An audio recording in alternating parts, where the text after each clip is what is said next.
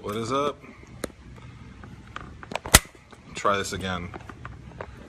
Having some internet connections. Hello.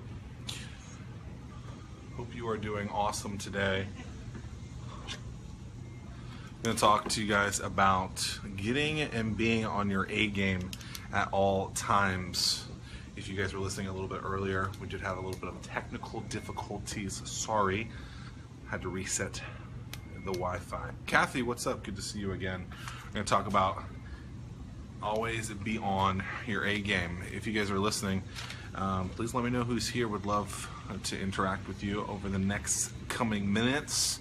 How are you guys enjoying your days? Trying out a new time today. It's 3:11. Amber is the color of your energy, if you guys remember that song. So as people are trickling in, just wanted to go over some of the information today that we're going to talk about. So many of you guys know that at Hatch we have weekly office hours and a weekly workshop each and every Tuesday, basically from 9 to 1 o'clock. Today we had some really good conversations and then a really tremendous speaker, Michael Wagner of Pool Scouts. If you guys haven't heard about that, a new local startup franchise. I believe it's poolscouts.com. Really good stuff, some really good information. And so during his talk, he gave a great presentation, but then during that and after it, there's questions and Q&A, and a lot of people talked about ways that they can grow their business. And one of the things, and Steven, who's been a long-time listener on here, mentioned was potentially getting a booth for his new martial arts kind of SaaS web product. And I can't think of the exact name of it right now. I'm really sorry, Steven. But maybe going out to a big fair out in Vegas and potentially being an attendee. And trying to meet people like there, and then potentially getting that off the ground that way. And what was really interesting is Michael said this, and I agreed and chimed in as well, is, if you're going to go meet and be out there and invest that time and money, maybe you should spend a little bit more money and get an actual booth and have people come to you. And one of the reasons why we came up with the idea of, always be on your A game is if you're at a fair, if you're at a conference and you have a booth, or even not, and you're on a phone call with someone, you need to always be on your A game. And the reason why is you never know how that impression is going to be changed, and you never know who you're going to meet. I remember a few years ago we were at Hatch, and we were right here, and we bring in a lot of different powerful and respected and business owners. And this one time, one of our companies was in here just having, just working on what they were working on. And an individual who had just sold his business for a lot of money, several $1 million, came in and, hey Cody, what's up? This guy comes in, had just sold his business, was coming in just to meet with some of the companies to learn about them. And one of the people that he met with, what's really interesting is he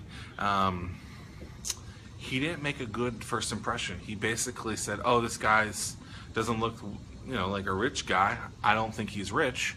And what ended up happening is he missed a huge opportunity to create a relationship with someone. Not much, Cody. And I think a lot of times people judge a book by its cover because they feel like, oh, this is what I think this person looks like. Remember, Zuck wears jeans and a hoodie almost every day, yet he's worth $45 billion. That's an interesting case, and an interesting way to say that, I know. But the key is really giving people the time and always being on your A game. How often have you gone to a restaurant or gone to the shopping mall, day 4 of talking about the shopping mall, and you go to the shopping mall and you walk in and someone is like, hi, how are you? Let me know if I can help you with anything. That's why you hate going to shopping malls. The other thing is the salesy mindset of it. Hi, how are you? This is great. It's not something that is enjoyable. People want to be presented as something very beautiful, and that beauty can be done in many different type of ways. It doesn't necessarily have to be aesthetically beautiful, but the customer service on that is so important, and the spunk that you give with it is so crucial, and maybe even being the deciding factor with someone else. Do you guys have experiences where you can remember someone not being on their A game and how that negatively affected you maybe purchasing that thing? You know, think about Chick-fil-A. Chick-fil-A and other fast food restaurants likely get their food from the same vendor. Obviously the food is a little different tasting, but what do you remember mostly about Chick-fil-A? My pleasure, right? So every time you say thank you or anything like that, they say my pleasure. Why? Because that's the process that they put in place and made people recognize and remember that those are the type of things that really resonated well with someone. When someone says thank you and you say you're welcome, that's great, but they figured out that by saying my pleasure, that was something that was really good for them. When you guys, what are some of the experiences that you guys have had to go through that? Cody says definitely servers not on their A games decrease overall experience at a restaurant no matter how good the food is. Also, it probably likely decrease their tip, right? And so if you're in a wage-based business like that where you're trying to get tips and that bartender was just like, here's your fucking drink, or the waiter just gave you the stuff and just didn't care, you know, likely that deterred someone from giving them more money. And so by you not being on your A game, you end up losing. And so I think it's important and crucial for people to understand, whether you're an employee or an employer or anything, to always be on your A game. And when you're not, figure out how to get out of that scenario. You know, the key is really understanding, hey, I'm not in the zone right now. And we know not everyone is always in optimal situations, and that's not necessarily what we're saying, but you need to be in a position where if you're not in your A game, understand how you can get pretty darn close to your maybe your B plus game, because if you're not, what will happen is people will look at you differently. People will not have the same effect to you the same way that you would want from them. And so just like Cody's saying with the server game, it's the same as their tips. If you give bad service, you're not going to get good tips out of it. And so how can you understand that you need to be on your A game at all times? Kathy, if you're still watching, which I think you are, tell me a little bit about WBMJ, Western Branch Moving Forward, and kind of the ways that you see people that are on their A game and how that increases the likelihood that people communicate over and over again. So what I mean by that is you have a group, 6,000 members. When people are part of the community, when people are on their A game, do you see that people communicate more or less in kind of that situation?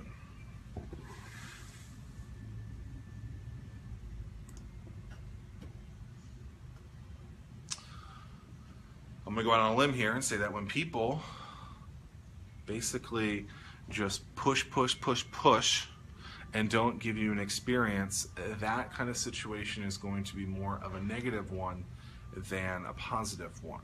And so what I mean by that is people are going somewhere, they're paying a premium for something that they could do on their own. You know, if you're at a restaurant, the restaurant right now in your town, Logan Steakhouse or Texas Roadhouse, something like that, that's brand new. And when something's new and fresh, people go to it. But if they have a bad reputation of putting on bad things, likely what's going to happen is people aren't going to go back. If you guys have ever watched the show Bar Rescue, many times they'll poll the restaurants during the bad times and say, how many of you would come back? And they all say, we're not. People understand that things are busy. People understand that situations happen. But you have to communicate and be, again, on your A game during this time, because if you're not, likely what's going to happen is people aren't going to come back. They're going to cancel your subscription. They're going to cancel your gym membership. Can you can you imagine going into a gym every single day, and if the guys or girls that you're talking with weren't polite, they didn't say hello. The gym that I go to every day, I take the, whatever the thing is, hit the machine, and then the person there goes, hello, hope you have a good workout, or something like that. And then when I leave, they say, hey, goodbye. Those little steps are so important in the day-to-days of these businesses that they make or break them, and people emotionally decide to stay longer because they enjoy going there from an emotional standpoint. And so if you give people bad experiences, it's not going to be good.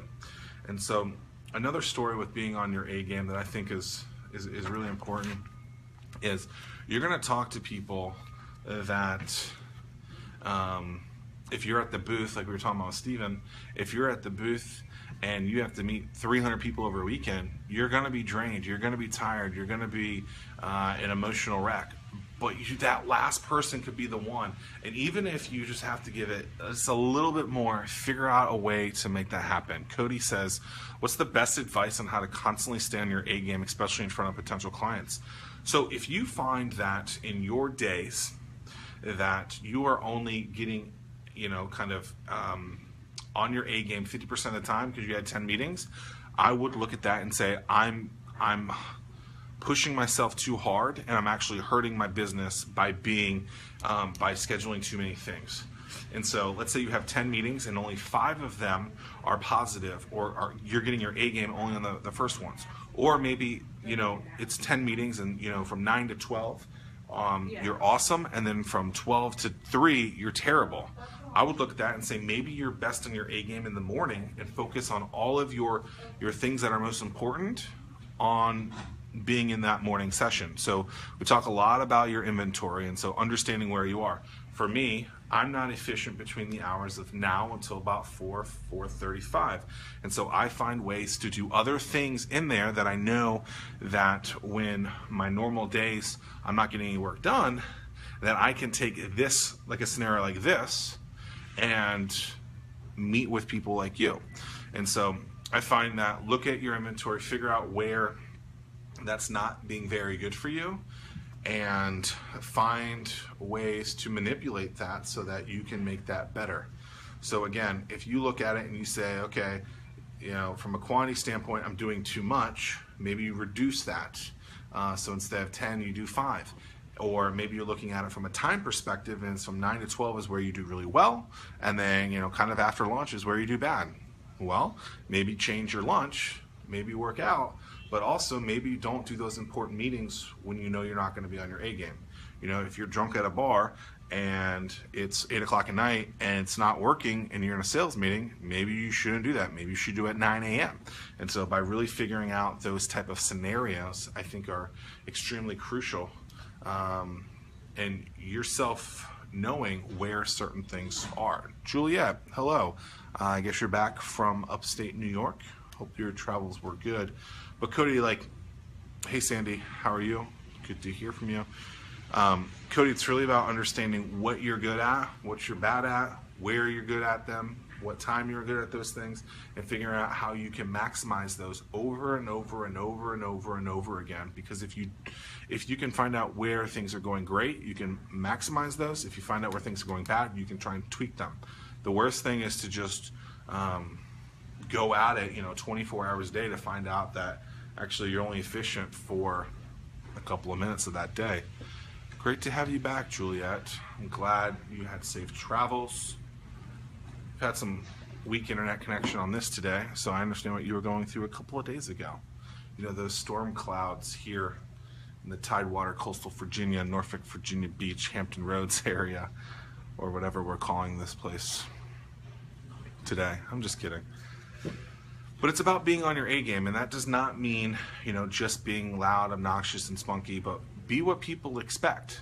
you know, I have a speaking gig on Thursday in front of probably 50 to 100 people, and they're coming, they're paying, they're expecting, they're anticipating a specific thing. Maybe they never met me before, but maybe they had heard something about me. I need to show up and be there for them, because if I'm not, then I'm losing. I'm losing for them. I'm losing for, you know, potential growth. And it's so key that I'm ready for them. So what am I going to do to prepare for the speaking gig? Obviously, I'm going to understand what I'm talking about. I believe I have that down. I know exactly what I want to say. But there's going to be little things in there that I have to read the crowd and say, wow, this crowd doesn't seem to like what I'm doing, or maybe I need to be more excited, less excited. They want to hear more of this other thing. Maybe you start hearing people ask questions about a certain thing. Maybe make it more Q&A focused. You have to understand what people are looking for. Back to you, Cody, in kind of the restaurant world. Maybe some people want you to be spunky and fun, and other people just want their food in a polite kind of way. You have to be able to read that and understand that that A game, that those people are your customers, and they are there for a reason, and that they are also would like it multiple different ways. I'm not necessarily saying pull them and say, hi, do you want me to be rambunctious Zack or mellow Zack? I'm just saying, if you are likely seeing a specific couple or person that's asking you certain things, and you can kind of read their minds and say, okay, I think this person wants me to be a little bit more loose, a little more excited. Those are the type of things that you can kind of get in and say, hey, you know, I see that you are in town. Are you here for the concert tonight or anything? You know, it's really just about understanding, telling stories, and getting involved with people. You know, if I was at a bar or a restaurant and I see Revolution Comp Virginia Beach, I'd say, oh, cool. What is Revolution Comp? It might be a way to get in with someone to try and start that conversation. Do I have any pre-speech rituals? Definitely agree with you. Got to know who you're selling to. My pre-speech ritual is listen to Taylor Swift.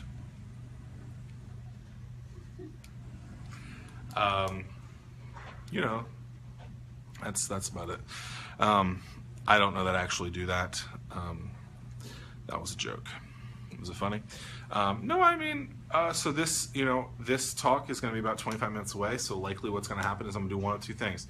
I'm either going to get on the phone and do a meeting on the way to it and just be in the zone from that, or I'm going to listen to music really loud. It may actually be Taylor Swift, and I do like Taylor Swift, and I think that's okay. I'm owning up to it, okay? Why are you questioning? Juliet. And so it's really understanding what's going to put me in the best thing. Paul, Sandy, your associate, your partner, he says that, you know, he says this thing, I think it's, to be enthusiastic, you have to act enthusiastic, right? And so for a lot of people, it's coming in and saying that's the thing. I don't feel that that's what I need to do to get off the ground, but it works for many people, right? Sometimes if it's a really big event, maybe I will do something a little bit different, but likely I can just, you know, I can understand the crowd and be excited and go from there. And so, but I'm going to listen to music pretty loud probably on the way to this speaking gig on Thursday, and that will likely put me in the mood. I don't need to pump myself up in any kind of respect, but some people do. And so I would analyze that, take an inventory of what you see, and seeing what works and what doesn't for you. Try something new. I wouldn't try in front of the biggest of crowds if you were doing a speaking gig or a sales pitch. I wouldn't go out, like if you, let's say you got your biggest meeting ever, your biggest opportunity, and you're going to try something new, you know, hopefully you've practiced it a couple of times, because likely you're going to learn some kinks through it. So if you're going to talk with someone, so maybe I have a meeting tomorrow and I want to know my talking points to go through it. I want to practice it, envision the way that I want that certain thing to go. Likely if you haven't gone through of what you want to make sure you talk about, you will forget them. You can also take notes, you know, have an agenda and say, okay, this is what I want to do. And so, you know, if I have specific talking points that I want to be there, make sure you hit them. How many of you guys actually know when you are on or not your A game? And do you try and fix it, or do you just kind of dwell on it?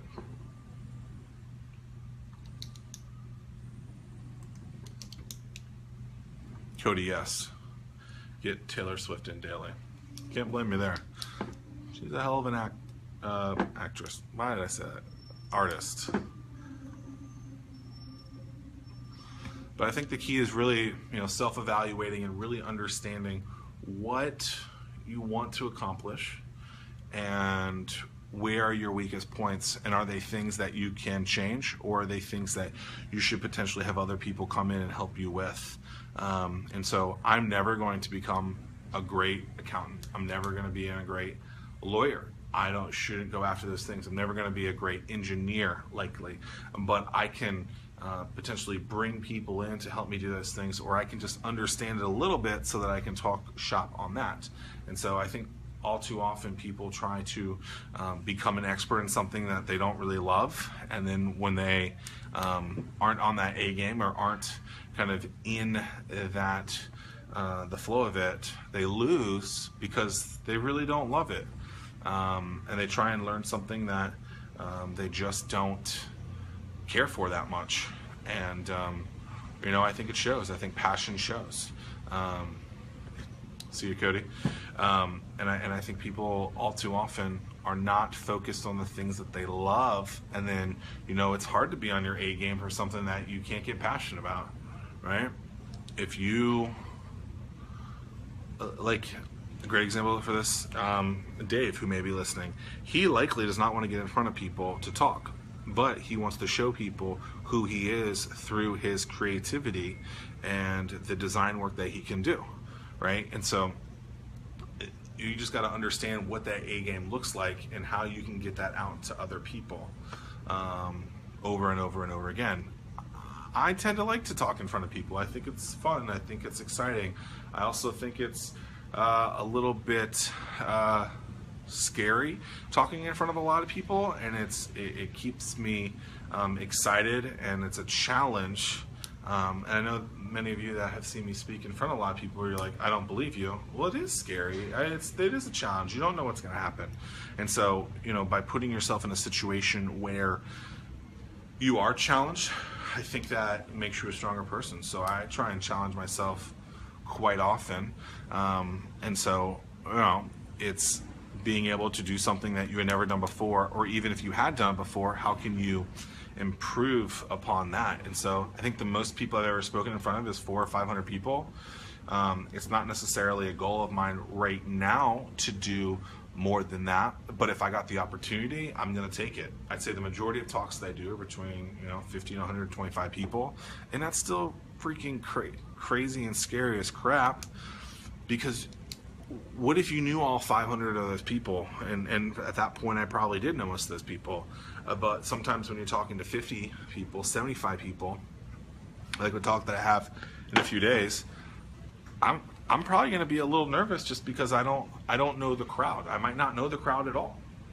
Then I have another talk in a few weeks, and I just don't know what's going to happen. I don't know the crowd. I likely won't know any of the people in there, and so that can be something that's a little scary. And so it's finding someone beforehand that maybe you can make friends with quickly, so that you at least have someone in the crowd that likes you and likes the things that you're talking about, and can hopefully be that kind of next follower and do the things that you want them to. But it's kind of like a cold call, jumping out there and trying to get people and convince them immediately to like the things that you're saying, and that isn't always the case. And so you got to warm up to people and figure out different ways to get them excited about the things you're doing. So that's it. So always be on your A game. And if you're not on your A game, that's okay. But understand why you're not, and how, when your most important things need to get done, that A game can be there for you. Really appreciate you guys' time today. I apologize for some of the weak internet back and forth that happened with you, but I appreciate you sticking around. If you guys have other questions, feel free to ask. Hey, Mom. I think I'm signing off, but I appreciate you being here. I love you. And I see my mom got me all flustered. I don't even know what to say now. But that's what's great about Facebook Live. Your mom can see you anywhere across the world. But the key is really understanding where where and when you're not and on your A game, and when you need your most important things to happen, to make sure that they can be there. Because the worst thing you want to be is be on a D, be on your D game, and you need it to be an A for a really important meeting, and if you just would have scheduled that an hour before, you would have been in prime condition. And so really taking an inventory of those things, understanding when it's important to you, will really help you maximize your days. That's all I got for you guys today. If this information was good, please like it and share it. If you have questions, email me at zach@startwithhatch.com or send me a message here. Thank you. Talk soon.